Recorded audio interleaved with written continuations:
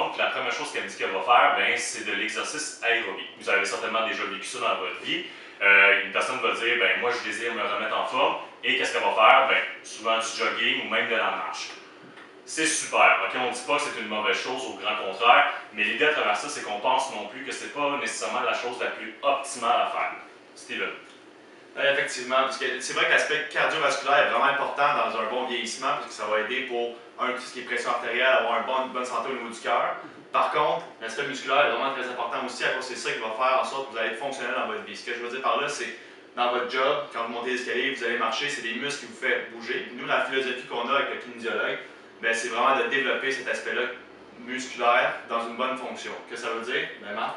C'est ça, tu as parlé de musculation, c'est super intéressant parce que souvent on voit la musculation comme un good looking, on s'en va au gym quand on est jeune, c'est ça qui nous initie à la base de dire écoute, j'ai le goût de construire une masse musculaire, avoir une shape, se promener au beach club, à la plage au Cap. C'est correct, c'est légitime pour vous, mais en contrepartie de la musculation, ça a un aspect qui est utilitaire aussi puis fonctionnel. Comme Steven l'a expliqué, lorsqu'on est victime du vieillissement, il y a plein de changements physiques qui arrivent, on a une perte d'adaptation aussi.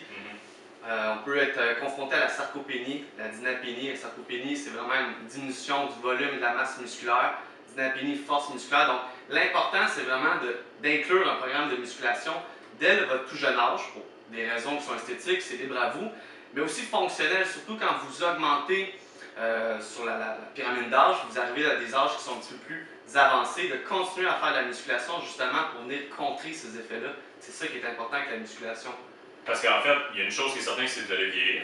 Puis il y a une autre chose aussi qui est certaine, c'est qu'en vieillissant, vous allez perdre certaines de vos capacités musculaires, autant musculaires, mais également physiologiques et neurales. Totalement. Fait que derrière tout ça, ce que Marc dit, c'est extrêmement important, c'est qu'on essaie de se faire une base la plus solide possible pour qu'après ça, vous n'ayez pas besoin de passer à zéro quand vous avez perdu certaines de ces capacités-là. C'est ça. Puis pour ajouter à ça, c'est juste d'avoir un meilleur potentiel. Comme ça, quand on régresse, ça prend plus de temps avant d'arriver à l'atteinte de zéro au niveau de nos limites fonctionnelles qui fait en sorte qu'on n'est plus capable d'être autonome finalement. Exactement. Puis c'est un peu comme une retraite. Ça se prépare une retraite, on met de l'argent de côté. C'est la même chose avec le vieillissement.